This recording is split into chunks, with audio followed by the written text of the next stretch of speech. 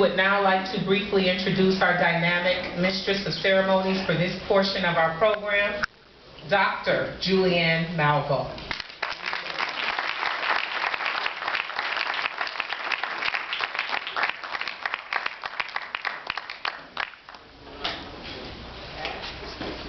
One more time.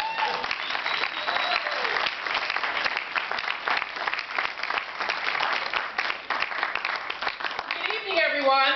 Good evening. Isn't this not a great evening? Yes. An evening not only to mark the life of one who gave 95 years for the struggle, including 27 years in incarceration, and to also mark the life of one who follows in those footsteps. Indeed, the race woman we heard people talk about earlier, I don't know, we all work together, but at various times, various people have offered my dear sister, JoAnn Watson, all kinds of tributes.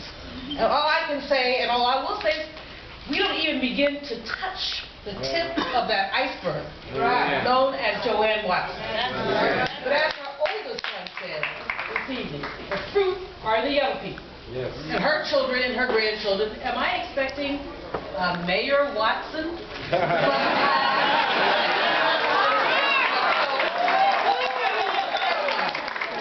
That's the legacy, and the caring is her legacy. And we know that mouth just won't stop. Nor should it.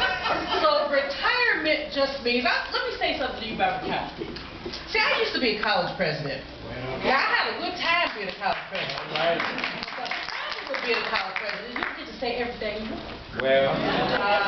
And every time you say something inappropriate, someone is blowing up your telephone. Well. Dr. Malveaux, you really didn't say that, did you? I'm like, well, did they record it? I could be proved a lie. On the other hand, if they record it, I said, well, that sounds like something I might have said. In other words, you get enough of those phone calls and the writing starts going on the wall. You talk too much. And you're going to pay for it. Well, here's the deal. JoAnn doesn't have to pay for it anymore.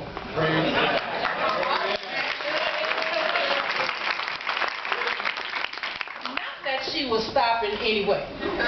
Not that she allowed the title to get in her way. But as others have said, I know that she will go to do great things. She is a woman of God. Yeah. She is a minister. And JoAnn, you and I have talked about a number of things around how we as activists restore our spirits. But whenever I think of you, I think of my favorite verse, which is 1 Corinthians 16:9. I'm going to do great things, and there are many obstacles. You don't do great things just by getting up in the morning. I mean, if you're trifling, your only obstacle will be your sheets. You'll be so tired. It'll be so hard to get out of bed. You know those people. Oh, no, they not here. They sleep. But the bottom line is we know that when we go to make a difference, there will be challenges.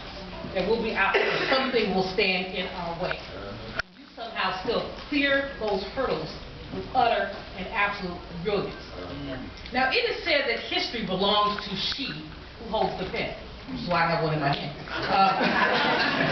But we say this because the African proverb is that you don't want the lamb to write the story, or you don't want the lion to write the story that the lamb would have told. In other words, the lion got fed.